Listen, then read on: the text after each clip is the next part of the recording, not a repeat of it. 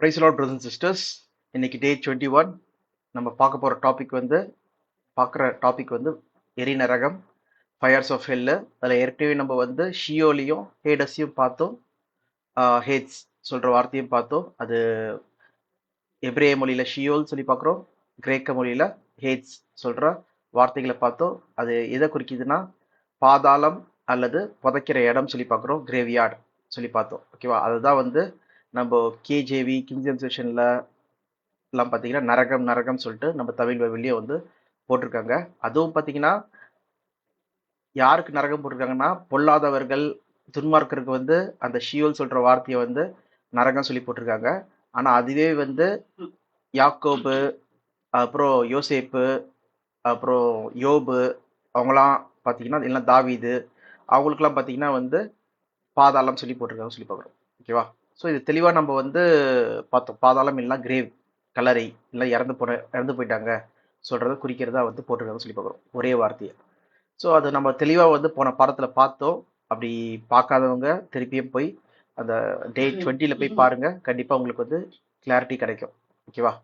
இன்னைக்கு நம்ம பார்க்க போகிற டாபிக் வந்து பார்த்தீங்கன்னா அதே எபிரேய கிரேக்க வார்த்தை. புதிய ஏற்பாடுல இன்னும் 2 வார்த்தை இருக்கு சொல்லி பார்க்குறோம்.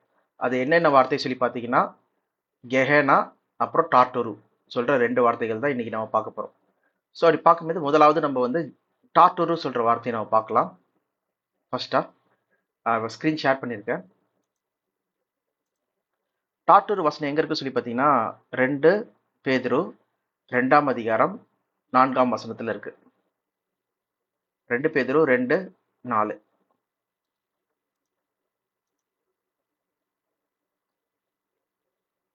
பாவம் செய்த தூதர்களை தேவன் தப்ப விடாமல் அந்தகார சங்கிலிகளினாலே கட்டி நரகத்திலே தள்ளி நியாய தீர்ப்புக்கு வைக்கப்பட்டவர்களாக ஒப்பு கொடுத்து. ஓகே, பாவம் செய்த தூதர்களை தேவன் என்ன பண்றாரு? தப்ப விடாமல் அவங்கள என்ன பண்றாரு? அந்தகாரத்திலே தள்ளி நரகத்திலே அவங்கள வந்து என்ன பண்றாரு? அந்த ஜட்ஜ்மெண்ட் வர வரைக்கும், நியாய தீர்ப்பு வர வரைக்கும் அவங்க வந்து ஒரு சிறைப்பிடிப்புல, ஒரு பிரிசன்ல வந்து, ஒரு ஜெயிலில் வந்து போட்டு அடைச்சி வைக்கிற ஒரு இடத்த தான் என்ன போட்டிருக்காங்க சொல்லி பார்த்தீங்கன்னா நரகம் சொல்லி போட்டிருக்காங்க இங்கே. அந்த நரகத்துக்கான கிரேக்க வார்த்தை என்ன? இது புதிய ஏற்பாடுல கிரேக்கத்துல என்ன வார்த்தை சொல்லி யூஸ் பண்ணியிருக்காங்க சொல்லி பார்த்தீங்கன்னா டார்டரு. ஓகே, இங்க ஏன்னு போட்டிருக்கா, இந்த ஏ தான் வந்து டார்டரு சொல்லி போகிறோம். இதே இது நான் இங்க போறேன். இங்க பார்த்தீங்கன்னா கேஸ் தம் டீப் இன்டூ ஹெல் சொல்லி போட்டிருக்கா, அந்த ஹெல்லை கிளிக் பண்ணுறேன், டார்டரு சொல்லி பார்க்குறோம். ஓகேவா?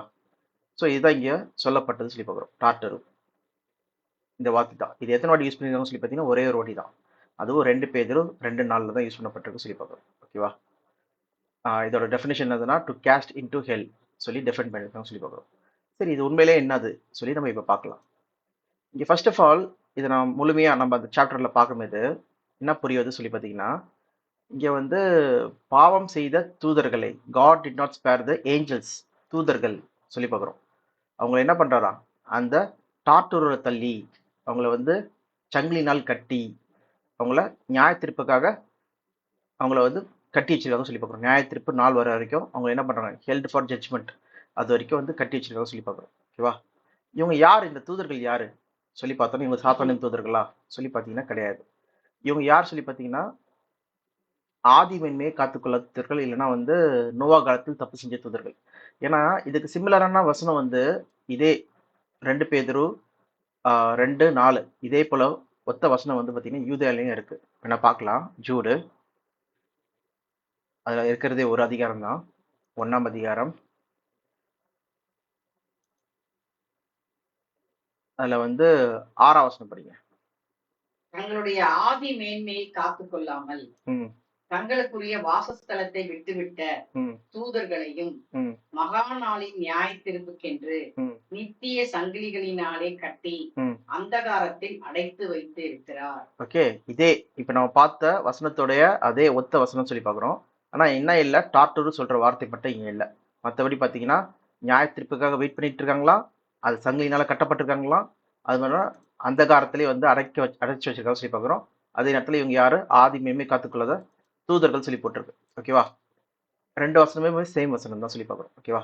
அப்போ இந்த டார்டரு சொல்ற இடத்துல வந்து யாரை மட்டும் போட்டிருக்காங்கன்னு சொல்லி பார்த்தீங்கன்னா, இந்த ஆதி மேன்மையை காத்துக்கொள்ளாத தூதர்கள். இவங்க யாரு சொல்லி நம்ம ஆதியாகமத்துல போய் பார்த்தோம்னா, ஏன்னா ஏன் ஆதியாகமத்துக்கு நம்ம போகணும்னு சொல்லி பார்த்தீங்கன்னா, இங்க நோவா காலத்துல தப்பு செஞ்ச தூதர்கள் சொல்லி பார்க்குறோம். எப்பன்னா இவங்க வந்து நோவா காலத்துல வந்து பாவம் செய்த தூதர்கள் சொல்லி நம்ம பார்க்குறோம். அது எங்க பார்க்கலாம்னா 2 பேதுரு 2ஆம் அதிகாரம் 5ஆம் வசனத்திலே இருக்கு பாருங்க.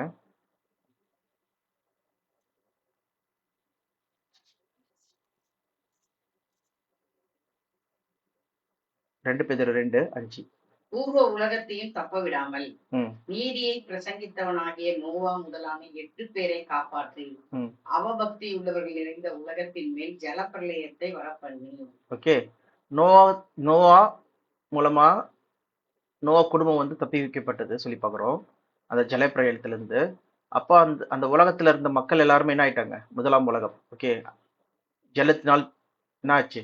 முழுவதுமா அழிஞ்சிச்சு சொல்லி பார்க்குறோம். ஓகேவா? அந்த உலகத்தை தான் வந்து இங்கே நம்ம பார்க்குறோம். ஓகே, நோவா காலத்தின் உலகம், நோவா காலத்தில் நடந்த அந்த பேரழிவு சொல்லி பார்க்குறோம். அப்போ அதுக்கு முன்னாடி தான் என்ன பண்ணியிருக்காங்க? இந்த ஆதி மேன்மை காத்துக்குள்ள தூதர்கள் பூமியில இருக்கிற மக்களை வந்து என்ன பண்ணியிருக்காங்க? தப்பான காரியங்களை செய்யறதுக்கோ தப்பான உறவு கொள்றதுக்கும் வந்து வந்திருக்காங்க சொல்லி பார்க்குறோம். அது எங்க இருக்கு சொல்லி பார்த்தீங்கன்னா, ஆதியாகமம் 6ஆம் அதிகாரம் 1ஆம் வசனம் 2ஆம் வசனம் ஃபர்ஸ்ட் படிங்க. மனுஷர் பூமியின் மேல் பெருக துவக்கி அவர்களுக்கு குமாரத்திகள் பிறந்தபோது தேவகுமாரன் மனுஷகுமாரத்திகளை அதிக சௌந்தரியம் உள்ளவர்கள் என்று கண்டு அவர்களுக்குள்ளே தங்களுக்கு பெண்களை தெரிந்து கொண்டார்கள். ஓகேவா? இங்க தேவகுமார்கள் சொல்லி போட்டு பாத்தீங்களா? தேவ சன்ஸ் ஆஃப் காட் சொல்லிட்டு இவங்கள தான் வந்து தூதர்கள் சொல்லி போட்டிருக்காங்க. இங்க நம்ம யூதாலியே படிக்கிற தூதர்கள், ஆதி மேன்மையை கத்துக்கொள்ளாத தூதர்கள். அவங்க என்ன பண்ணாங்க? பூமியின் பெண்கள் சௌந்தரியவான்கள் என்று கண்டு அவங்களை கல்யாணம் பண்ணிட்டாங்க சொல்லி பார்க்குறோம். உங்களுக்கு பிறந்த குழந்தைகள் பாருங்க, 4ஆம் வசனம் படிங்களா? அந்நாட்களிலே ராட்சசர் பூமியில் இருந்தார்கள். பின்பு தேவகுமாரர் மனுஷகுமாரத்திகளோட கூடுகிறதினால் இவர்கள் அவர்களுக்கு பிள்ளைகளை பெற்ற போது இவர்களும் பூர்வத்தில் பேர் பெற்ற மனுஷராகிய பலவான்களானார்கள். ஓகே, பேரு பெற்ற பலவான்களானார்கள். இப்ப நம்ம கூட சொல்றோம்ல சூப்பர் ஹீரோஸ் சொல்லிட்டு, சூப்பர்மேன், ஸ்பைடர்மேன் அந்த மாதிரி சொல்கிறோம். இல்லைனா வந்து மற்ற ரிலிஜியன்ஸில் கூட பார்த்தீங்கன்னா பயங்கரமான ராட்சசர்கள், கும்பகர்ணன் அந்த மாதிரி சொல்கிறாங்க. ஸோ அந்த மாதிரி பார்த்தீங்கன்னா இருந்தது போல இருக்கு அந்த டைமில் முதலாம் உலகத்தில். ஓகேவா? பேர் பெற்ற மனுஷர்கள் கூட இருந்திருக்காங்க. ஓகேவா? ஏன்னா வந்து பார்த்தீங்கன்னா இவங்க பிறந்தது பார்த்தீங்கன்னா மனிதர்களுக்கும் இந்த தேவ தூதர்களுக்கும் பிறந்த ஆஃப் பிரீட். ஓகே, ஹைபிரைட் சொல்லி பார்க்குறோம். ஹைபிரைட்னா வேறு வேறு சரீரம் உள்ள மக்களை அவங்களுக்கு பிறந்த அவங்க குழந்தை எப்படி இருக்குன்னு சொல்லி பார்த்தீங்கன்னா அப்நார்மலாக இருக்கும் சொல்லி பார்க்குறோம். அதுதான் ராட்சசர்கள் சொல்லி போட்டிருக்கு, நெஃப்லிம்ஸ் சொல்லி போட்டிருக்கு. அதே நேரத்தில் பேர் பெற்ற ஹீரோஸ்னு போட்டிருக்கு சொல்லி பார்க்குறோம். ஓகேவா?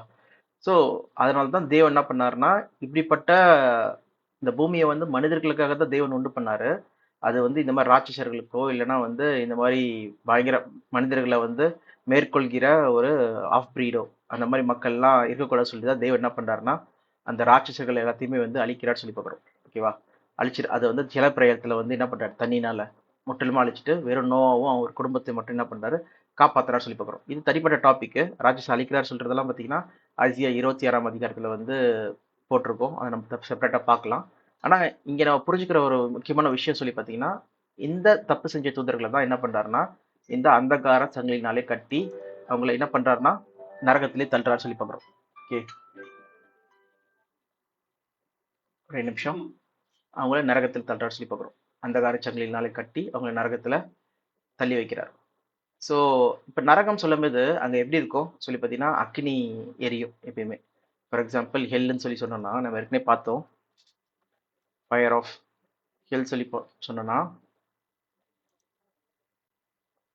இந்த மாதிரி எரியிற இடம் தான். ஓகேவா? அப்போ பார்த்தீங்கன்னா ஒரு இருட்டான ஒரு இடத்துல நம்ம ஒரு நெருப்பை நம்ம வந்து பற்ற வச்சோன்னா அங்கே என்ன ஆகும் சொல்லி பார்த்தீங்கன்னா வெளிச்சம் தான் இருக்கும். அந்த சுற்றி இருக்கிற இடத்துல சுற்றி இருக்கிற இடமும் என்ன ஆகும்? வெளிச்சமாகவும் சொல்லி பார்க்குறோம். ஆனால் இங்கே உண்மையிலேயே வந்து பார்த்தீங்கன்னா அது வெளிச்சமாக இருந்ததா சொல்லி பார்த்தீங்கன்னா இல்லை, அது வந்து இருளாக இருக்கிற இடம் சொல்லி போட்டிருக்கு. ஏன்னா அந்தகார சங்கிலி, செயின்ஸ் ஆஃப் டார்க்னஸ் சொல்லி போட்டிருக்கு. இங்கேயே அந்தகார சங்கிலினால கட்டி நியாயத்திற்காக சொல்லி பார்க்குறோம். அப்போ இது வந்து நம்ம நினைக்கிற மாதிரி அக்னி எரியிற இடம் கிடையாது. இது வந்து ஒரு பிரிசன், ஜெயில் சொல்லி பார்க்குறோம். ஸோ இதே மாதிரி ஜெயிலில் தான் வந்து சாத்தானையும் வந்து போட்டிருக்காங்க. அது வந்து பாதாளம் சொல்லி சொல்லப்பட்டிருக்கு. ஏன்னா எங்கே போட்டிருக்கு சொல்லி பார்த்தீங்கன்னா வெளிப்படுத்தல் 20ஆம் அதிகாரத்தில் 1-2 படிங்க. 1-2-3. ஒரு தூதன் பாதாளத்தின் திறவுகோலையும் பெரிய சங்கிலியையும் தன் கையிலே பிடித்துக் கொண்டு வானத்தில் இருந்து இறங்கி வர கண்டேன். பிசாஸ் என்றும் சாத்தான் என்றும் சொல்லப்பட்ட பழைய பாம்பாகிய வலு சர்ப்பத்தை அவன் பிடித்து அதை 1000 வருஷம் அளவும் கட்டி வைத்து அந்த 1000 வருஷம் நிறைவேறும் வரைக்கும் அது ஜனங்களை மோசம் போக்காதபடிக்கு அதை பாதாளத்திலே தள்ளி அடைத்து அதன் மேல் முத்திரை போட்டான். ஓகே, 1000 வருஷம் என்ன பண்றாங்கன்னா சாத்தானை கட்டி ஜெயிலில் போடுறாங்களா, சங்கு நிழல்ல கட்டி அதை ஜெயிலில் போடுறாங்கன்னு சொல்லி பார்க்குறோம். ஏன் சொல்லி பார்த்தீங்கன்னா 1000 வருஷம் கழிச்சு என்ன பண்ணுமா, அந்த ஜெயிலேருந்து ரிலீஸ் பண்ணுமா. 7வது வருஷம் படிங்க.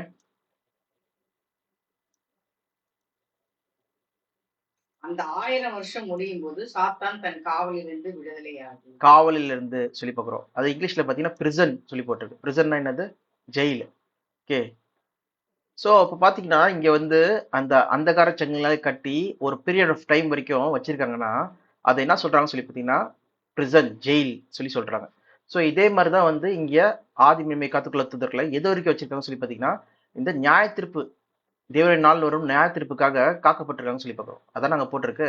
அப்போ அவங்களும் பார்த்தீங்கன்னா பிரிசன்ல தான் இருக்காங்கன்னு சொல்லி பார்க்குறோம். அதனால தான் வந்து அங்கே அந்தகார சங்கிலினால கட்டி அவங்க நியாய தீர்ப்புக்காக வெயிட் பண்ணப்பட்டிருக்காங்கன்னு சொல்லி பார்க்குறோம். எப்படி சாத்தான் வந்து 1000 இயர்ஸ்க்கு முடிவில் வந்து கட்ட அவுழ்த்து விட்ட படம் எது, அவன் என்ன பண்றான், எல்லா வித தீமைகளும் செய்யும் எது, வஞ்சிக்கிறது, உலக மக்களை வந்து வஞ்சிக்கும் எது, 1000 இயர்ஸ் 1000 ஆண்டு முடிவில் வந்து வஞ்சிக்கும் எது, அவன் கூட சேர்ற மக்களை தேவன் என்ன பண்றாரு, முற்றிலுமா அழிச்சிறார். அவனையும் சேர்த்து என்ன பண்ணிடுறாரு, அக்னி கடல்லே காலி பண்ணிடுறாரு சொல்லி பார்க்குறோம். ஓகேவா. ஸோ இங்க அது வேணா படிங்க. அதுக்கப்புறம் இருக்க வசனம் 7க்கு அப்புறம் இருக்க வசனம் 7 இருந்தே படிங்க. 7, 8, 9, 10. அந்த 1000 வருஷம் முடியும் போது சாத்தான் தன் காவலிலிருந்து விடுதலையாகி பூமியின் 4 திசைகளிலும் உள்ள ஜாதிகளையும் கோகையும் மாகோகையும் மோசம் போக்கும்படிக்கு அவர்களை யுத்தத்திற்கு கூட்டிக் கொள்ளும்படிக்கும் புறப்படுவான். அவருடைய தொகை கடற்கரை மணலத்தனையா இருக்கும். அவர்கள் பூமி எங்கும் பரம்பி பரிசுத்தவான்களுடைய பாளையத்தையும் பிரியமான நகரத்தையும் வளைந்து கொண்டார்கள். அப்பொழுது தேவனால் வானத்திலிருந்து அக்கினி இறங்கி அவர்களை பட்சித்து போட்டது. மேலும் அவர்களை மோசம் போக்கின பிசாசானவன் மிருகமும் கள்ள தீர்க்கதரிசியும் இருக்கிற இடமாகிய அக்கினியும் கந்தகமான கடலிலே தள்ளப்பட்டான். அவர்கள் இரவும் பகலும் சதா காலங்களிலும் பாதிக்கப்படுவார்கள் சொல்லி போட்டிருக்கு. எப்போ பாத்தீங்கன்னா சாத்தானும் என்ன பண்றான், முற்றிலுமா அழிக்கப்படுறா சொல்லி பார்க்குறோம். கடைசியில் அந்த நியாய தீர்ப்பின் ஜட்ஜ்மெண்ட் ஆஃப் சாட்டன் சொல்லி பார்க்குறோம். ஓகே, அந்த டைம்ல வந்து பார்த்தீங்கன்னா முற்றிலுமா சாத்தான் வந்து வெளியில பிரிசன்லேருந்து ஜெயிலேருந்து வெளில அனுப்பிச்சிட்டு போயிருக்கு. அவன் உலகத்தின் மக்களை வந்து மோசம் போக்குறான். அவங்க கூட சேர்ற மக்களை தேவன் வந்து அழிச்சிடறாரு சொல்லி பார்க்குறோம். ஓகேவா. இது முடிவில் நடக்குது, 1000 ஆண்டோட முடிவில் நடக்கிறதா இருக்கு சொல்லி பார்க்குறோம். ஓகேவா. அப்போ இங்கே ஒரு முக்கியமான விஷயம் என்னன்னு சொல்லி பார்த்தீங்கன்னா இவனா அக்னி கடல்ல போடுறாங்க. அப்போ இந்த அக்னி கடல் தான் நரகமா சொல்லி பார்த்தீங்கன்னா இதையும் நம்ம வந்து நாளைக்கு டே 22ல வந்து நம்ம பார்ப்போம். அப்போ வந்து இந்த அக்னி கடலை பற்றி நம்ம தெளிவாக பார்க்கலாம். இன்னைக்கு நம்ம பார்க்குற டாபிக் வந்து பார்த்தீங்கன்னா ஹேடஸ், கெஹனா, அப்புறம் டாட்டோரு சொல்லி பார்க்குறோம். இப்போ நம்ம பார்த்துட்டு இருக்கிறது டாட்டோரு பார்த்துட்டு இருக்கோம். ஓகேவா. அதே நேரத்தில் இப்போ நம்ம இன்னொரு வருஷம் கூட பார்க்குறோம். என்னதுன்னா அபேஸ். அபேஸ் சொல்கிற வார்த்தையை பார்க்குறோம். அபேஸ்னால என்னது, ஒரு பிரிசன் இல்லைன்னா ஒரு ஜெயிலு, ஒரு கைதிகளை வைக்கிற இடம். ஓகே, அந்தகார இருள் சொந்த ஒரு இடம் சொல்றது தான் பார்த்தீங்கன்னா அபேஸ் சொல்லி பார்க்குறோம். ஓகேவா. ஸோ இதுதான் வந்து அந்த யாருன்னா நம்ம ஏற்கனவே போன பாடங்களில் பார்த்தோம். எதுனா ஆவி ஆத்ம சரீரத்தில் வந்து இயேசு கிறிஸ்து கிட்ட வந்து அந்த பொல்லாத ஆவிகள், ஓகே, அசுத்த ஆவிகள் வந்து ஒரு ஆள்களை பூந்திருக்கோம். நாங்கள் லீகியோன்னு சொல்லி சொல்லுவாங்க. அந்த பொல்லாத ஆவிகள் வந்து இயேசு கிறிஸ்து என்ன சொல்றாங்கன்னா, காலம் வரதுக்கு முன்னாடி எங்களை வந்து பாதாளத்திலே எங்களை அடைத்து போட வந்திருக்கீங்களா சொல்லி கேட்பாங்க சொல்லி பார்க்குறோம். அது கூட நம்ம படிக்கலாம். ஃபர்ஸ்ட் ரெவலேஷன் 20:1 ஃபர்ஸ்ட் பார்த்துடலாம். அதில் வர அந்த அபேஸ் வார்த்தையை. ஸோ இங்கே பார்த்தீங்கன்னா கிரேக்க மொழியில் வந்து பார்த்தீங்கன்னா இது பேர் பாதாளம் சொல்லி தமிழ் மொழிபெயர்த்திருக்காங்க. ஆனால் உண்மையிலே கிரேக்கத்தில் பார்த்தீங்கன்னா அபிசி சொல்லி பார்க்குறோம். ஸோ ABUS அபிசஸ் சொல்லி பார்க்குறோம். இதுதான் வந்து பாட்டம்லெஸ் பிட்னு சொல்லி போட்டிருக்காங்க. டெப்த்து, ஸோ செத்து போனவங்க இருக்க இடம், ஸோ அந்த மாதிரி நிறைய மீனிங் இருக்குது, யூசேஜ் இருக்குன்னு சொல்லி பார்க்குறோம். இதுல முக்கியமா நான் சொன்ன வசனம் என்னன்னு சொல்லி பார்த்தீங்கன்னா லூக்கா 8:31 படிங்க. லூக்கா 8:31.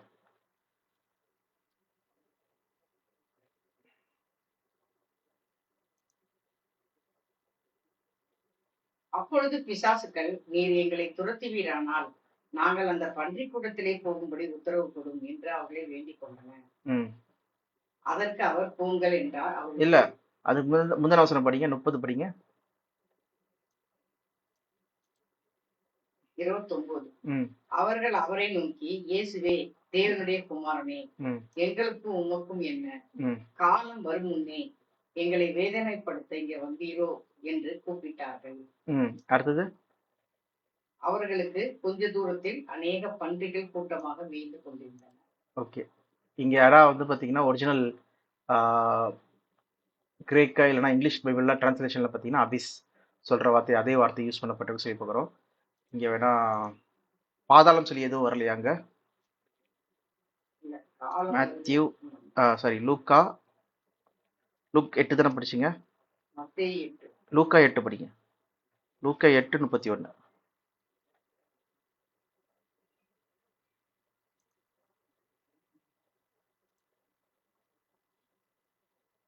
லூக்கா 8:31. தங்களை பாதாளத்திலே போக கட்டளை இடாதபடிக்கு அவர்கள் அவரை வேண்டிக் கொண்டனர். பாதாளத்தில் சொல்லி போட்டிருக்கு பாத்தீங்களா? அதுதான் பார்த்தீங்கன்னா யூஸ் பண்ணப்பட்ட வார்த்தை பார்த்தீங்கன்னா அபிஸ் சொல்லி பார்க்குறோம். இங்கேயும் நீங்க பார்த்தீங்கன்னா யார் வந்து போகக்கூடாது வேணாம் சொல்லி சொல்றாங்கன்னு சொல்லி பார்த்தீங்கன்னா தூதர்கள் சொல்லி பார்க்குறோம். ஓகேவா? இவங்களும் வந்து பார்த்தீங்கன்னா அசுத்தாவிகள் சொல்லி போட்டிருக்கு. அந்த அசுத்தாவிகள் அந்த ஆளை பிரிச்சுட்டு இருக்கு சொல்லி பிடிச்சிட்டு இருக்கு சொல்லி பார்க்கும்போது இந்த அசுத்தாவிகள் டீமன்ஸ் யார் சொல்லி பார்த்தீங்கன்னா இவங்களும் வந்து சாத்தானுடைய தூதர்களும் சொல்லி பார்க்குறோம். ஓகேவா? இது ஏற்கனவே நம்ம பார்த்துட்டு எதுக்காக வந்து இந்த மாதிரி ஒரு ஆள்களை பூந்திருக்காங்கன்னு சொல்லி பார்த்தீங்கன்னா ஒரு மனுஷன் சாவல, அவன் உயிரோட தான் இருக்கான், செத்து போனவங்க உயிரோட இருக்காங்க, ஆத்மா சாகாது சொல்ற அந்த ஸ்டார்டிங்ல அந்த சாத்தான் சொன்ன பொய்யை வந்து நிரூபிக்கிறதுக்காக என்ன பண்ணிருக்கான் சாத்தான் இந்த மாதிரி தீய செயல்களை செஞ்சுட்டு இருக்கான்.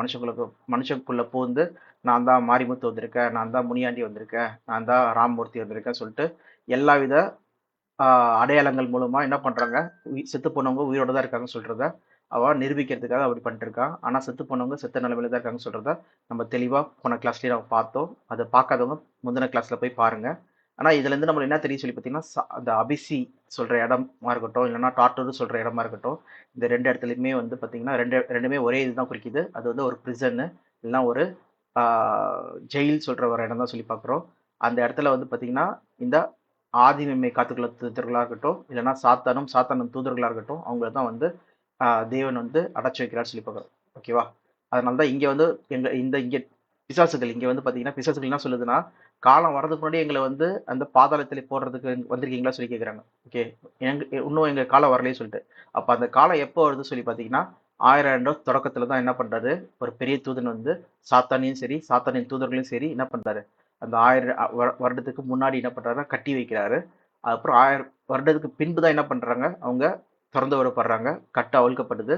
அப்புறம் என்ன பண்ணுறாங்கன்னா அவங்க பிசாசோட சேர்ற மக்களை வந்து பிசாசின் தூதர்களையும் அதே நேரத்தில் அவர் சேர்ந்த மக்களையும் என்ன பண்ணுறாரு தேவன் வந்து அக்னி கடல்லே போட்டு அழிக்கிறார் சொல்லி பார்க்குறோம். அந்த அக்னி கடல் பற்றி தான் நம்ம நாளைக்கு நம்ம டே 22 வந்து பார்க்க போகிறோம்.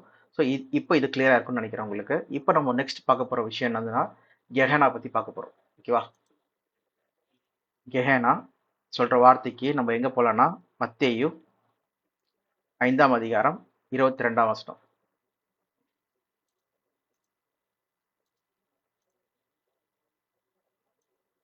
இங்கே நான் ஃபர்ஸ்ட் காமிக்கிறேன். மத்தேயு 5:22 அங்கே கடைசியில் வந்து ஃபயர் ஆஃப் ஹெல் சொல்லி இருக்கும். ஓகேவா? அந்த வார்த்தை பார்த்தீங்கன்னா கெஹனா, GENNA, கெஹனா சொல்லி பார்க்குறோம்.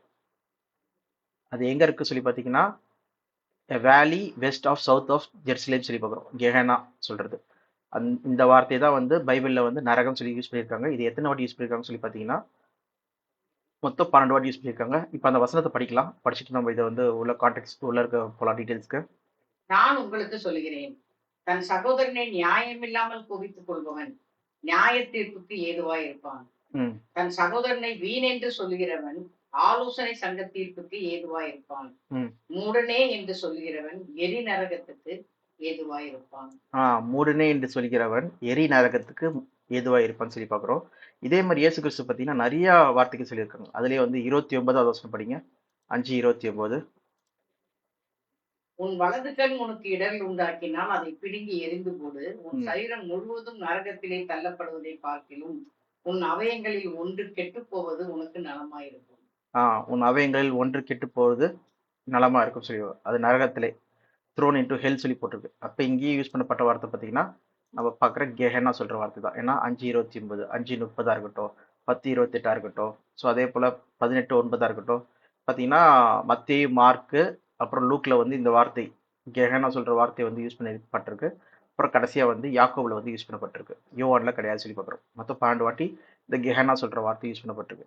சரி, உண்மையிலே கெஹனானா என்னது, அதான் நம்ம பார்க்க போகிறோம். கெஹனா சொல்கிறது வந்து பார்த்தீங்கன்னா இப்பயே நம்ம போய் பார்க்கலாம் அந்த இடத்த. ஓகே, அது நம்ம பார்க்குற மாதிரியே நம்ம கண்களுக்கு புலப்பட்ட ஒரு நகரம், ஒரு இடம் தான் சொல்லி பார்க்குறோம். அதான் இங்கே போடுறேன், கெஹனா இன் ஜெருசலேம் சொல்லி போடுறேன். அது பார்த்தீங்கன்னா இதுதான் கெஹனா. இந்த இடம் தான் கெஹனா. இதுதான் வந்து எருசலேம் பட்டினம். எருசலேம் பட்டினத்தோட சவுத் ஈஸ்ட் சைடில் வந்து என்ன இருக்குன்னா இந்த கெஹனா சொல்கிற அந்த வேலி இருக்குது. இங்கே என்ன பண்ணாங்க சொல்கிறது தான் நம்ம டீட்டெயிலாக பார்க்க போகிறோம். எதுக்காக கிரைஸ்ட் வந்து இந்த கெஹனாவை கோட் பண்ணுறாரு, எதுக்காக சொல்கிறாரு சொல்லி நம்ம பார்க்க போகிறோம். ஓகேவா? அதுக்கு முன்னாடி வந்து பார்த்தீங்கன்னா கெஹனா வந்து அது பேர் என்ன எதுன்னு சொல்லி பார்த்தீங்கன்னா வேலி ஆஃப் சன் ஆஃப் ஹினோம் சொல்லி பார்க்குறோம். ஹினோம் பள்ளத்தாக்கு. ஓகே, இல்லைன்னா வேலி ஆஃப் வெயிலிங், இல்லைன்னா வேலி ஆஃப் ஸ்லாட்டர். ஓகே, சங்கார பள்ளத்தாக்கு சொல்லி கூப்பிடப்பட்டது சொல்லி பார்க்குறோம். வேலி ஆஃப் ஹினோம், ஹினோம் பள்ளத்தாக்கு சொல்லி சொல்லப்பட்டது. அது எங்கே இருக்குது சொல்லி பார்த்தீங்கன்னா சவுத் ஈஸ்ட் சொல்கிற சைடில் இருக்குது சொல்லி பார்க்குறோம். சவுத் ஈஸ்ட் சைடில் இருக்குது இந்த கெஹனா சொல்கிறது. இப்பயும் வந்து நம்ம எருசலேமுக்கு கீழே சவுத் ஈஸ்ட்ல வந்து பார்த்தீங்கன்னா அந்த பள்ளத்தாக்கு இருக்கு சொல்லி பார்க்குறோம். இதை வந்து நம்ம தெளிவாக புரிஞ்சுக்கணும்னா இது எரேமியால வந்து தெளிவாக சொல்லப்பட்டிருக்கு இந்த பள்ளத்தாக்கை பற்றி. வேணா படிக்கலாம் அங்கே என்ன நடக்குதுன்னு சொல்லிட்டு. எரேமியா 19ஆம் அதிகாரம் 1 படிக்கலாம். கர்த்தர் சொன்னது, நீ போய் குயவன் வேலையான ஒரு கலசத்தை கொண்டு ஜனத்தின் மூப்பரிலும் ஆசாரியர்களின் மூப்பரிலும் சிலரை கூட்டிக் கொண்டு கிழக்கு வாசலுக்கு எதிரான இன்னோமுடைய குமாரனின் பள்ளத்தாக்கிலே புறப்பட்டு போய் நான் உன்னோட சொல்லும் வார்த்தைகளை அங்கே பிரசித்தப்படுத்து. நீ அவர்களை நோக்கி, யூதாவின் ராஜாக்களே, எருசலேமின் குடிகளே, கர்த்தருடைய வார்த்தையை கேளுங்கள். இஸ்ரேலின் தேவனாகிய சேனைகளின் கர்த்தர் சொல்கிறார், இதோ நான் இந்த ஸ்தலத்தின் மேல் ஒரு பொல்லாப்பை வரப்பண்ணுவேன். அதை கேட்கிற யாவருடைய காதுகளிலும் அது தொனித்துக் கொண்டிருக்கும். அவர்கள் என்னை விட்டுவிட்டு இந்த ஸ்தலத்தை அந்நிய ஸ்தலமாக்கி தாங்களும் தங்கள் பிதாக்களும் யூதாவின் ராஜாக்களும் அறியாதிருந்த அந்நிய தேவர்களுக்கு அதிலே தூபம் காட்டி இந்த ஸ்தலத்தை குற்றமில்லாதவர்களின் இரத்தத்தினாலே நிரப்பினபடியினாலும் தங்கள் பிள்ளைகளை பாகாலுக்கு தகன பலிகளாக தகனிக்கும்படி பாகாலின் மேடைகளை கட்டினபடியினாலும் இப்படி வரப்பண்ணுவேன். இவைகளை நான் கற்பித்ததும் இல்லை, சொன்னதும் இல்லை, இவைகள் என் இருதயத்தில் தோன்றினதும் இல்லை. ஓகே, ஸோ இப்போ இங்கே என்ன பார்க்குறோன்னா வந்து இந்த இஸ்ரேல் ஜனங்கள் இந்த இன்னும் பள்ளத்தாக்குல வந்து அவங்களுடைய பிள்ளைகளை வந்து என்ன பண்றாங்க, பலி கொடுக்குறாங்களாம். அதுவும் யாருக்கு சொல்லி பார்த்தீங்கன்னா பாலா சொல்ற அந்த அந்நிய கடவுளுக்கு வந்து என்ன பண்றாங்க, உயிரோடையே வந்து நரபலி ஓகே கொடுக்குறாங்கன்னு சொல்லி பார்க்குறோம். ஆக்சுவலாக வந்து பலிகள் பார்த்தீங்கன்னா வந்து சர்வாங்கன தகன பலி வந்து இஸ்ரேல் மக்கள் செலுத்துறாங்க. ஆனால் அது எப்படி செலுத்துறாங்கன்னு சொல்லி பார்த்தீங்கன்னா வந்து ஆட்டை வந்து இல்லைன்னா ஆட்டையோ இல்லை மாட்டையோ என்ன பண்ணுறாங்கன்னா வெட்டிட்டு, ஓகே, அதை சந்து சந்தா வெட்டிட்டு அதை வந்து என்ன பண்ணுறாங்கன்னு சொல்லி பார்த்தீங்கன்னா அந்த பலிபீடத்தில் வந்து வச்சு அப்புறம் சர்வாங்க தகன பலியை வந்து எரிக்கிறாங்கன்னு சொல்லி பார்க்குறோம். ஓகேவா? ஆனால் தேவனுக்கு வந்து இந்த பலிகள்லாம் விருப்பம் இருக்கா சொல்லி பார்த்தீங்கன்னா இந்த மாதிரி ஆடு மாடுகள் பலியாகிறது வந்து விருப்பம் இருக்கா சொல்லி பார்த்தீங்கன்னா விருப்பம் கிடையாது. அதனால தான் இயேசு கிறிஸ்துவே டேரெக்டாக வரான்னு சொல்லி பார்க்குறோம். ஓகேவா? ஃபர்ஸ்ட் அதை படிச்சுட்டு நம்ம இதுக்கு வரலாம். எங்கன்னா எபிரேயர் 10ஆம் அதிகாரம் போகலாம். ஃபர்ஸ்ட் 10 அதில் வந்து 5ஆம் வசனத்திலிருந்து படிங்க. 5, 6, 7. ஆகையால் அவர் உலகத்தில் பிரவேசிக்கும் போது பலியையும் காணிக்கையும் நீர் விரும்பவில்லை, ஒரு சரீரத்தை எனக்கு ஆயத்தம் பண்ணினீர். சர்வாங்க தகன பலிகளும் பாவ நிவாரண பலிகளும் உமக்கு பிரியமானதல்ல என்றீர். அப்பொழுது நான், தேவனே, உம்முடைய சித்தத்தின்படி செய்ய இதோ வருகிறேன், புத்தக சுருளில் என்னை குறித்து எழுதியிருக்கிறது என்று சொன்னேன் என்றார். ஓகே, ஸோ அப்போ இயேசு கிறிஸ்து என்ன பண்றாருன்னா இந்த பலிகளும் காணிக்கையும் விருப்பமானது இல்லை தேவனுக்கு சொல்லி பார்க்குறோம். இது எதை அடையாளப்படுத்தி சொல்லி பார்த்தீங்கன்னா, மெஸ்ஸியா சொல்றவர் ஒருத்தர் வருவாரு. அவர் வந்து ஆதாமுக்கு ஈடு பலியா என்ன பண்ணார், பலியாவார் சொல்றத வந்து ஒரு நிழலா வந்து ஒரு அடையாளப்படுத்துனது தான் பார்த்தீங்கன்னா இந்த பலிகள் காணிக்கைகள் எல்லாமே சொல்லி பார்க்குறோம். இல்லைன்னா சர்வாங்க தகன பலியா இருக்கட்டும், இந்த குற்ற நிவாரண பலியா இருக்கட்டும், இது எல்லாமே வந்து இயேசு கிறிஸ்துவுக்கு ஒரு அடையாளமா இல்லைன்னா வந்து ஒரு ஷேடோவா ஒரு நிழலா இருக்கிறது தான் வந்து சொல்லப்பட்டிருக்கு. வேணா இந்த அதிகாரத்தோட முதல் வசனமே பாருங்களேன்.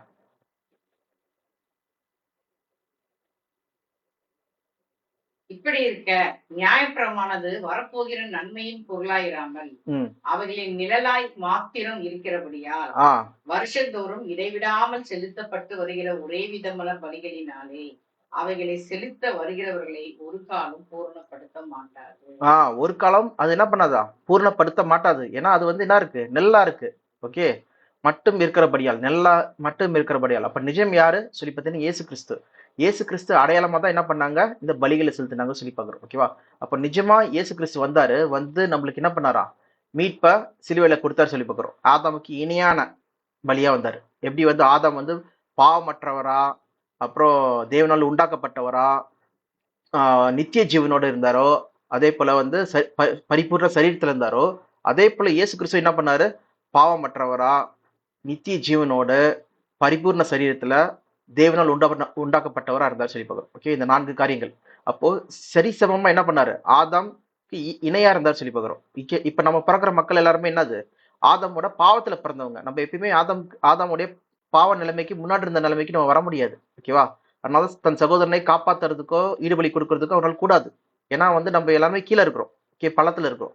நம்ம ஏற்கனவே இந்த டாபிக் வந்து நம்ம 2ஆம் கிளாஸ்ல பார்த்துருக்கோம். ஓகேவா, சும்மா ஒரு திருப்பி ஒரு ரிப்பீட் மட்டும் பண்றேன் இந்த இதை உங்க புரிஞ்சுக்கிறதுக்காக. அப்போ இயேசு கிறிஸ்து என்ன பண்ணாரு, ஆதாமுக்கு இணையா வந்தார் சொல்லி பார்க்கிறோம். இணையா வந்து பலி கொடுத்ததுனால இந்த சர்வாங்க தகன பலியா இருக்கட்டும், இந்த பாவ நிவாரண பலியா இருக்கட்டும், இதெல்லாம் வந்து அடையாளமா இருந்தது சொல்றதுதான் இங்க வந்து இந்த 10ஆம் அதிகாரத்துல நம்ம தெரிஞ்சுக்கிறோம். ஓகேவா, அப்படி இருக்கும்போது இங்க நம்ம எரேமியா 19ஆம் அதிகாரத்துல நம்ம பாக்குறது என்னதுன்னா, இவங்க தங்களுடைய பிள்ளைகளை வந்து பாலாம் சொல்ற அந்த அந்நிய கடவுளுக்கு, ஓகே, சிலைக்கு என்ன பண்றாங்கன்னா உயிரோடையே தகன பலி கொடுத்துருக்காங்க சொல்லி பாக்குறோம். ஓகேவா, சொந்த பிள்ளைகளையே. அதுதான் நம்ம ஏற்கனவே இந்த பிக்சர்ஸ் பார்த்துருப்போம். எப்படின்னா உயிரோட குழந்தைகளை வந்து இந்த பாலா சொல்ற அந்த அந்நிய கடவுளுக்கு கையில கொடுத்துட்டு அதை எரிச்சிருவாங்க சொல்லி பார்க்குறோம். அந்த வெங்கல சிலையை எரிப்பாங்க. எரிக்கும் போது துடிக்கி துடிக்க இந்த குழந்தைங்கள்லாம் எரிஞ்சு சாவும் சொல்லி எரிஞ்சு பலியாவாங்க சொல்லி பார்க்குறோம். ஓகேவா, பயங்கர கஷ்டப்பட்டு மறிப்பாங்க சொல்லி பார்க்குறோம். இப்படிப்பட்ட எண்ணமே எனக்கு இல்லப்பா சொல்லிட்டு தேவன் என்ன பண்றாரு சொல்றாரு, நார் did it enter my mind, இந்த மாதிரி எண்ணங்களே எனக்கு கிடையாதுன்னு சொல்லி சொல்றாரு. ஓகேவா, இதுதான் நம்ம வந்து இந்த நரக டாபிக் ஆரம்பிக்கும் போது கூட பார்த்துருப்போம். தேவனுக்கு வந்து இந்த மாதிரி அவங்கள வந்து உயிரோடையே வந்து அவங்களை எரிக்கிறது இந்த மாதிரி எண்ணங்கள்லாம் தேவனுக்கு கிடையாது. அது அவரோட மைண்ட்லயே கிடையாது சொல்லி சொல்றாரு. ஓகேவா, அது இந்த குழந்தைகள் இருக்கட்டும், யாரா இருக்கட்டும், யாருமே வந்து எரிஞ்சு கஷ்டப்படுறது வந்து அவருக்கு விருப்பம் கிடையாது. இங்க 60 வருஷமோ இல்லைன்னா ஒரு 100 வருஷமோ ஒருத்தர் வாழ்றாருன்னா அப்ப அவர் செய்த தப்பிதங்களுக்காகவோ இல்லைன்னா வந்து இயேசு கிறிஸ்துவ ஏத்துக்காம இருக்கிறதுக்காகவோ அவர் வந்து நித்தமும் வந்து for ever and ever eternity. Okay, என்னதுன்னா தினந்தோறும் அவங்கள வந்து அக்னினால எரிய வைக்கிறது வந்து எவ்வளவு பெரிய ஒரு கஷ்டமான ஒரு நிகழ்வு, இல்லைன்னா ஒரு எவ்வளவு பெரிய தப்பான ஒரு நிகழ்வா இருக்கு இந்த மாதிரி எரிஞ்சுக்கிட்டே இருக்கிறது. ஓகே, அவங்க சரீரம் வந்து அப்படியே திருப்பி ஃபார்ம் ஆகும், காலையில திருப்பி அப்படியே ஃபுல்லா எரிஞ்சிரும், திருப்பி ஃபார்ம் ஆகும், திருப்பி எரியும். அப்போ எவ்வளவு வேதனை நம்மளுக்கே வந்து லைட்டா ஒரு தீக்காயப்பட்டாலே நம்மளுக்கு எப்படி வேதனை இருக்கு. அப்படி தேவன் வந்து இரக்கம் உருக்கமும் நீடி சாந்தமும் அன்பும் உள்ளவர். அந்த மாதிரி வந்து நம்ம பாடுபடுறது நினைப்பாரா சொல்லி பார்த்தீங்கன்னா அப்படி கிடையாது. இது மனுஷனோட யோசனைகளா இருக்கு. தேவன் என்ன பண்றாரு, அவர் வந்து இந்த மாதிரி அவர் மைண்ட்லயே கிடையாது, இது மனுஷங்களுக்கு தான் இருக்கு. அவர் ஈவன் மிருகங்கள் மறிக்கிறது கூட என்ன இல்லை, அவருக்கு பிரியம் இல்லை. ஓகேவா, இஸ் நாட் பிளீஸ்டு, அவருக்கு பிரியமே கிடையாது. அதெல்லாம் அவருக்கு பிரியமானது கிடையாது. அந்த மிருகங்களோ இல்ல மற்ற இதான் சர்வாக தகன பலிக்கோ இல்லைன்னா வந்து பாவ நிவாரண பலிக்கோ அதை சாவடிச்சுட்டு அப்புறம் அதை சந்தா வெட்டி அதை போய் எரிக்க கொடுக்கறதே வந்து தேவனுக்கு வந்து விருப்பம் கிடையாது. அதுவே அவருக்கு விருப்பம் இல்லை. அதனாலதான் வந்து பாத்தீங்கன்னா முன்னாடி ஆதம் ஏவல் டைம்லாம் வந்து பாத்தீங்கன்னா எல்லாமே வந்து பாத்தீங்கன்னா வெஜிடேரியனா தான் இருந்தது. ஓகே, அடிச்சு புசிக்கிற மாதிரி வந்து எந்த இதுவும் இல்லை. ஸோ அப்போ வந்து தேவனே இது விரும்பாத மீது இந்த மக்கள் தான் என்ன பண்றாங்க, இப்படிப்பட்ட தப்பு பண்ண மீது காட் என்ன பண்றாருன்னா ஒரு சாபத்தை விடுறாரு சொல்லி பார்க்குறோம். என்ன சாபம் கொடுக்குறாரு சொல்லி பார்த்தீங்கன்னா, இனிமேட் அந்த இடம் வந்து அந்நிய கடவுளுக்காக யூஸ் பண்ணீங்க, உங்களுடைய அந்த பிள்ளைகளை வந்து பலி கொடுக்கறதுக்காக கொடுத்தீங்க, அதனால இனிமேட் அந்த இடத்தோட பேர் வந்து என்னது, வேலி ஆஃப் ஸ்லாட்டர். ஓகே, அப்படின்னா என்னது? சங்கார பள்ளத்தாக்கு என்று அழைக்கப்படும். இனிமேட்டு அதில் வந்து குப்பை மேடாக இருக்கும். அது வந்து வேஸ்ட் ஆவீங்க. உங்கள் மிருகங்கள் எல்லாத்தையும் வந்து கார்கஸ்லாம் என்னது செத்து போன பணத்தை போடுவீங்க அங்கே. அது வந்து ஒரு குப்பை மேடா ஆயிடும் சொல்றாரு. சொல்லி பார்க்கலாம். வேணா படிங்க 6ல இருந்து. ஆகையால் இதோ நாட்கள் வரும், அப்பொழுது இந்த ஸ்தலம் தோபேத் என்றும் இன்னும் நம்முடைய குமாரனின் பள்ளத்தாக்கு என்றும் இனி சொல்லப்படாமல் சங்கார பள்ளத்தாக்கு என்று சொல்லப்படும். அப்பொழுது நான் யூதாவுக்கும் எருசலேமுக்கும் கொண்டிருந்த ஆலோசனையை இந்த ஸ்தலத்திலே வெறுமையாக்கி அவர்கள் சத்துருக்களுக்கு முன்பாக அவர்களை பட்டயத்தினாலும் அவர்கள் பிராணனை வாங்க தேடுகிற கையினாலும் விலப்பண்ணி அவர்கள் பிரேதங்களை ஆகாயத்து பறவைகளுக்கும் பூமியின் மிருகங்களுக்கும் இரையாக கொடுத்து இந்த நகரத்தை பாழாகவும் ஈசலிட்டு நிந்திக்கிற நிந்தையாகவும் வைப்பேன். இதை கடந்து போகிறவன் எவனும் பிரமித்து அதன் எல்லா வாதைகளின் நிமித்தம் ஈசலிடுவான். சோ அதுக்கு மேல வர எல்லா வாதைகள் நிமித்தம் ஈசலிடுவான். நீங்க தொடர்ந்து நீங்க இதை வந்து படிச்சு பாருங்க. அந்த இடமே வந்து பாத்தீங்கன்னா ரொம்ப வேஸ்ட் லேண்டா ஆயிடும் சொல்லி பார்க்குறோம். அந்த இடத்துல வந்து பாத்தீங்கன்னா இப்போ கூட அந்த இடத்துல அந்த டைம்ல இயேசு கிறிஸ்து காலத்துலலாம் வந்து பாத்தீங்கன்னா அந்த ஆலயத்துக்கு, அந்த 2ஆம் ஆலயத்துக்கு பலிகள் செலுத்துறதுக்கு போகும்போது அதோடைய வேண்டாத காரியங்கள் இல்லை செத்து போன பணங்கள் எல்லாத்தையுமே என்ன பண்றாங்கன்னு சொல்லி பாத்தீங்கன்னா அந்த சங்கார பள்ளத்தாக்கு இல்லைன்னா ஸ்லாட்டர் பண்ற இடம். ஓகே, அந்த இடத்துல தான் என்ன பண்றாங்கன்னா குப்பையில வந்து அதை போடுறாங்க. அந்த இது எல்லாமே கீழே போடுறாங்க. போடும்போது அங்க புழுக்களா இருக்கட்டும், இல்லைன்னா வந்து அங்க நெருப்பு வந்து பாத்தீங்கன்னா எரிஞ்சிட்டே இருக்கு சொல்லி போறோம். ஏன்னா குப்பை மேடு சொல்லி நம்ம சென்னையில இருக்கு, இல்லை ஒரு ஊர்லயே பார்த்தீங்கன்னா ஒரு குப்பை போடுறதுக்கான ஒரு இடம் இருக்கும் சொல்லி பார்க்குறோம். அந்த இடத்துல என்ன பண்ணுவாங்க, அந்த குப்பையை வந்து எரிப்பாங்க. அது மட்டும் இல்லாமல் அங்கே பார்த்தீங்கன்னா ரொம்ப அசுத்தமாக இருக்கும். அங்கே புழுக்கள் அது வந்து இருந்துகிட்டே இருக்கும் சொல்லி பார்க்குறோம். ஓகேவா, ரொம்ப அசுத்தமான ஒரு இடம். அதை பார்க்குறவங்களே என்ன பண்ணுவாங்க, ரொம்ப அருவருப்பாக பார்ப்பாங்க சொல்லி பார்க்குறோம். ஆரோசிப்பாங்கன்னா என்னதுன்னா, அது வேண்டாம் வெறுப்பா அப்படியே ஒரு நம்ம ஏதாவது கீழே வந்து ஒரு சாக்கடையோ இல்லைன்னா வந்து ஏதாவது ஒரு அசிங்கம் இருந்ததுன்னா நம்ம என்ன பண்ணுவோம், அப்படியே அருவருத்து திரும்பி திரும்பி போவோம் பார்த்தீங்களா, மூக்க மூடிட்டு. அந்த மாதிரி தான் வந்து பார்த்தீங்கன்னா ஒரு இந்த இடம் வந்து இருக்கு சொல்லி பார்க்குறோம். அருவருப்பான காரியங்கள், அருவருப்பான செயல்கள் இந்த இஸ்ரேல் மக்கள் செஞ்சதுனால தேவன் இந்த இடத்த வந்து ஒரு குப்பை மேடாகவும் ஒரு வேண்டாத ஒரு இடமாவும் ஆக்கிட்டார் சொல்லி பார்க்குறோம். ஓகேவா, ஸோ அப்படி இருக்கும்போது இயேசு கிறிஸ்து வந்து இந்த பிரசங்கம் பண்ணிட்டு இருக்காரு. பண்ணும்போது இயேசு கிறிஸ்து வந்து இதுக்கு அடையாளமா எதுக்கு சொல்றாரு சொல்லி பார்த்தீங்கன்னா, நீங்களும் வந்து உங்க சகோதரரை வந்து வீணாய் நீங்க வந்து அவங்கள வந்து பகைச்சீர்கள் என்றால் நீங்க என்ன பண்றீங்க, இந்த கெஹனாக்கு போற பாத்திரவன்களா ஆயிடுறீங்க, வேஸ்ட் ஆயிடுவீங்க. நீங்க என்ன பண்ணணும், ஒருத்தருக்கு ஒருத்தர் அன்பு செலுத்துறவங்களா இருக்கணும் சொல்றதுதான் இங்க வந்து இயேசு கிறிஸ்து குறிப்பிட்டு சொல்றாரு சொல்லி பார்க்குறோம். உங்கள் கண்கள் இடரல் உண்டாச்சுன்னா, உங்க கண்கள் வந்து நீங்க உங்க சகோதரர் அன்பு செலுத்துறதுக்கோ இல்லைன்னா வந்து தீமை செய்யறதுக்கோ உங்க கண்கள் வந்து அந்த காரியங்களை செஞ்சதுன்னா நீங்க என்ன பண்ணுங்க, அதை பிடுங்கி போடுங்க. ஒரு கண்ணுலனா என்னென்ன பண்ணலாம், நீ வந்து தேவன் ராஜ்யத்துக்குள்ள போகலாம். அப்படி நீங்க ரெண்டு கண்ணுள்ளவனாய் நீ வந்து இந்த அக்னிக்கோ இல்லைன்னா வந்து இந்த வேஸ்டா போறதுக்கோ நீ வந்து போறவனா இருக்காத. அந்த இப்போ எக்ஸாம்பிள், ஒரு நம்ம கையில வந்து ஒரு புக் இருக்கு, இல்லைன்னா வந்து ஒரு நல்ல ஒரு செல்போன் இருக்கு, அதுல அக்னியில தூக்கி போட்டீங்கன்னா என்ன ஆயிடும், ஒண்ணுமே இல்லாத ஒரு பிரயோஜனமற்ற ஒரு வேஸ்ட் ஆயிடும் சொல்லி பார்ப்போம். அந்த மாதிரி நீங்க உங்க வாழ்க்கையை வந்து மாத்திடாதீங்க, வேஸ்ட் ஆக்கிடாதீங்கன்னு சொல்லி தான் இயேசு கிறிஸ்து என்ன பண்றாருன்னா இங்க அந்த கெஹனா சொல்ற வார்த்தை யூஸ் பண்றாரு. ஏன்னா கெஹனா சொல்ற இடம் வந்து பாத்தீங்கன்னா இன்னும் பள்ளத்தாக்கு வந்து பாத்தீங்கன்னா இந்நாளும் வரைக்கும் நீங்க வந்து அது போற இடமா இருக்கு சொல்லி பார்க்குறோம். ஓகே, இதுதான் அந்த இன்னும் பள்ளத்தாக்கு. ஓகேவா, ஸோ இந்த இடத்த பார்த்து தான் இயேசு கிறிஸ்து என்ன சொல்றாருன்னா, இந்த மாதிரி நீங்க வேஸ்டான ஆட்களா ஆயிடாதீங்க, இங்க வேஸ்டான பொருட்கள் போடுற மாதிரி உங்க வாழ்க்கையை வந்து மாத்திடாதீங்க.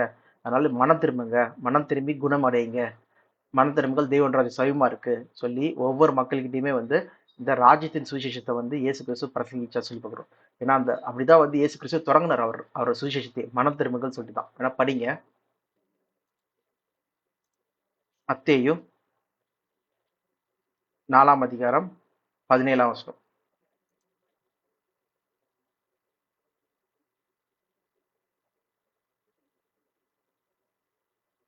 அது முதல் இயேசு மனம் திரும்புங்கள், பரலோக ராஜ்யம் சமீபித்திருக்கிறது என்று பிரசங்கிக்க தொடங்கினார். ஓகே, மனம் திரும்புதல் சொல்றதுதான் வந்து இங்க வந்து முக்கியமான ஒரு நோக்கமா இருக்கு. என்னன்னா நீங்க ராஜ்யத்துக்குள்ள என்டர் ஆகணும்னா நீங்க மனம் திரும்பணும். இதுதான் வந்து மத்தேயு 5ஆம் அதிகாரம் என்னது அந்த கண் இடரல் உண்டாக்கினாலா இருக்கட்டும், இல்லைன்னா அந்த வசனங்கள் நான் எடுக்கிறேன்.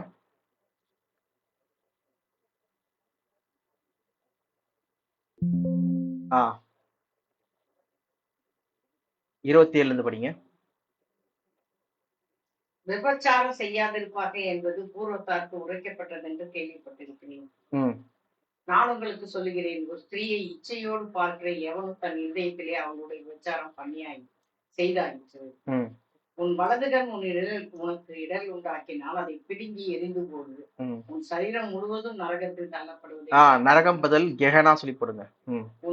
உன் சரீரம் முழுவதும் கெகானாவில் தள்ளப்படுவதை பார்க்கிலும் உன் அவயங்களில் ஒன்று கெட்டு போவது உனக்கு நலமாயிருக்கும். உன் வலது கை உனக்கு இடர் உண்டாக்கினால் அதை தரித்து எரிந்து போடு. உன் சரீரம் முழுவதும் கெகானாவில் தள்ளப்படுவதை பார்க்கிலும் உன் அவயங்களில் ஒன்று கெட்டு போவது உனக்கு நலமாயிருக்கும். ஓகே, அப்ப பாத்தீங்கன்னா அந்த அளவுக்கு நீங்க என்ன பண்ணுங்கன்னா இந்த தீமையான காரியங்கள்ல இருந்து நீங்க மனம் திரும்புங்க சொல்லி இயேசு கிறிஸ்து வந்து இங்க எச்சரிக்கிறார் சொல்லி பார்க்கிறோம். நீங்க முழுவதுமா அழிந்து போகாத படிக்கு உங்க நஷ்டப்படுத்திக்காத படிக்கு உங்க வாழ்க்கையை, உங்களுடைய ஜீவனுள்ள தேவன் கொடுத்த இந்த ஜீவனுள்ள வாழ்க்கையை நீங்க வந்து பிரயோஜனப்படுத்தி கொள்ளுங்க சொல்றதுதான் இயேசு கிறிஸ்து சொல்ல வர இங்க முக்கியமான ஒரு அட்வைஸ். உன்னை நேசிப்பது போல பிறரை நேசிப்பாயாக. ஓகே, ஸோ தேவனாகிய கர்த்தரை முழு இருதயத்தோடும் முழு ஆத்மாவோடும் முழு சிந்தையோடும் முழு பலத்தோடும் அன்பு கூறுவையாக சொல்லி சொல்றாரு. அதனால்தான் இது இங்க மட்டும் கிடையாது, மத்தேயு 10ஆம் அதிகாரத்துல சொல்றாரு சொல்லி பார்க்கிறோம். மத்தேயு 10 வாங்க, 10:28.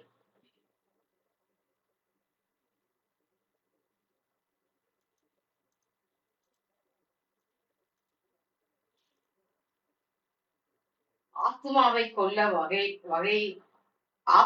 கொல்ல வல்லவர்களாயிராமல் சரீரத்தை மாத்திரம் கொள்ளுகிறவர்களுக்கு நீங்கள் பயப்பட வேண்டாம்.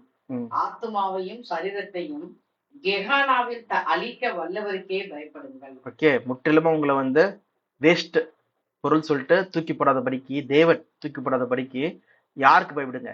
தேவனுக்கு பயப்படுங்க சொல்லி சொல்றாரு சொல்லி பார்க்கிறோம். ஓகேவா? அப்போ நம்ம என்ன பண்ணுமா? தேவனை முழு இருதயத்தோடும் முழு ஆத்மாவோடும் முழு சிந்தையோடும் முழு பலத்தோடும் அன்பு கூறுற மக்களா இருக்கணும்.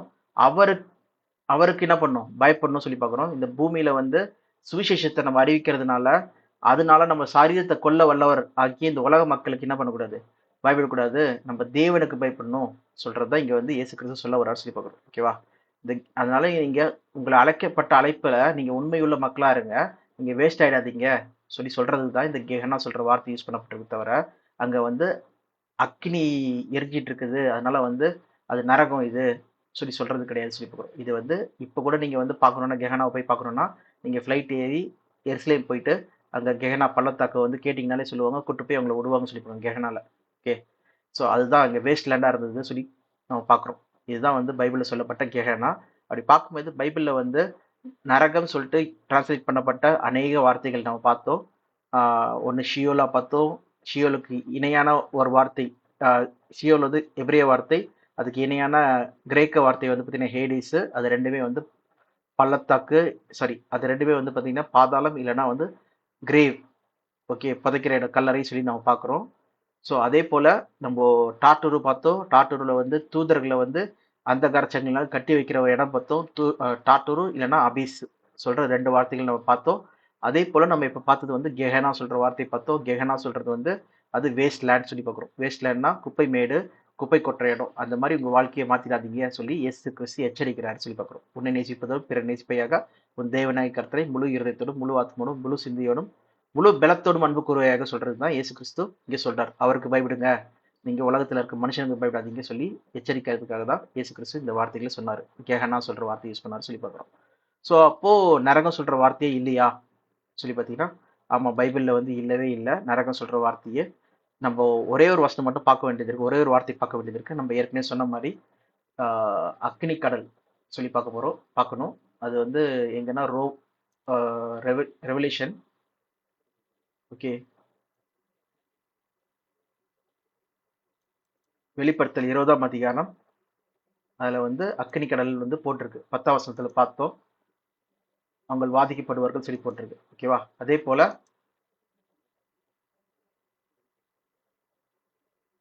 இந்த வெளிப்படுத்தல் 20ஆம் அதிகாரத்திலேயே நீங்க அதுல 14ஆம் வசனம் 15ஆம் வசனம் படிக்கலாம். அப்பொழுது மரணமும் பாதாளமும் அக்னி கடலிலே தள்ளப்பட்டன. இது 2ஆம் மரணம். இது கூட நான் உங்களுக்கு வந்து ஒரு சின்ன ஒரு க்ளூ மட்டும் தரேன். நம்ம நாளைக்கு தான் நம்ம பார்க்க போறோம், டே 22ல. ஸோ இப்போ மரணமும் பாதாளம் சொல்லும்போது அது உயிருள்ள பொருட்களா உயிரற்ற பொருட்களா? இது வந்து ஈவெண்ட், ஒரு நிகழ்வு. ஒரு ஆளுக்கு வந்து மரணம் வர்றது வந்து ஒரு நிகழ்வு சொல்லி பார்க்குறோம். அவர் செத்துட்டு போறதுக்கு என்ன பண்ணுவாங்க? பாதாளம் சொல்ற இடத்துல வந்து புதைப்பாங்க சொல்லி பார்க்குறோம். ஓகே, கல்லறையில புதைப்பாங்க சொல்லி பார்க்குறோம். ஓகேவா? ஹேடிஸ் சொல்லி பார்க்குறோம். ஆனா என்ன ஆகுதா? மரணத்தையும் இந்த கல்லறையையும் தூக்கி அக்னி கடல்ல போடுறாங்களா. அப்ப அந்த அக்னி கடல்ல சதா காலமும் இந்த மரணமும் பாதாளமும் வந்து வாதிக்கப்படுமா? அப்ப என்ன சொல்றாங்க? அப்ப இந்த அக்னி கடல்லாம் என்னது சொல்லி பார்த்தீங்கன்னா, அக்னி கடல்னா 2ஆம் மரணமா. இந்த lake of fire is second death சொல்லி பார்க்குறோம். பார்த்தீங்கன்னா டைரக்டாவே இங்கேயே வந்து என்ன பண்ணிட்டாங்க, இதுக்கான மீனிங் கொடுத்துட்டாங்கன்னு சொல்லி பார்க்குறோம். ஓகே, இதை பத்தி நம்ம டீட்டெயிலாக பார்க்கலாம். இதை வந்து உங்களுக்கு தெளிவாக உங்களுக்கு வந்து புரிய வைக்கிறதுக்கு நம்ம நாளைக்கு வந்து இதை நீங்க வந்து நீங்களே வந்து ஆராய்ஞ்சு பாருங்க. அப்போ என்ன சொல்ல வராங்கன்னு சொல்லிட்டு. ஏன்னா lake of fire is second death சொல்றாங்க. இதே போலதான் வெளிப்படுத்தல் விசேஷத்துல வந்து பாத்தீங்கன்னா 5 சாரி 7 சபைகளுக்கு வந்து 7 குத்து விளக்கு சொல்லி கம்பேர் பண்ணுவாங்க. இல்ல 7 நட்சத்திரங்களை வலது கையில பிடிச்சிருக்காரு சொல்லி சொல்லுவாங்க. 7 நட்சத்திரங்கள் வந்து 7 தூதர்களாம், 7 குத்து விளக்கு வந்து 7 சபைகளாம் சொல்லிட்டு அங்கேயே வந்து is 7 lamp stamps are 7 churches. அப்புறம் 7 ஸ்டார்ஸ் இஸ் 7 ஏஞ்சல்ஸ் சொல்லி போட்டிருக்கோம். அங்கேயே மீனிங் கொடுத்துருப்பாங்க. அதை வச்சுதான் நம்ம வந்து இந்த வெளிப்படுத்தல் 2:3 நம்ம பார்க்குறோம். அதே போலதான் இங்க லேக் ஆஃப் ஃபயர் வந்து செகண்ட் டெத் சொல்லி போட்டிருக்காங்க. அப்போ முதலாம் மரணம்னா என்னது சொல்ற எல்லா டீட்டெயிலையும் நம்ம என்ன பண்ண போறோம், நாளைக்கு பார்க்க போறோம் டே 22ல. ஓகே, சரி, இது உங்களுக்கு யூஸ்ஃபுல்லாக இருக்கும்னு நினைக்கிறேன். ஏதாவது கேள்விகள் இருந்தால் கீழே கமெண்ட்ல எழுதுங்க. கண்டிப்பாக உங்களுக்கு ஆன்சர் பண்றோம். நன்றி.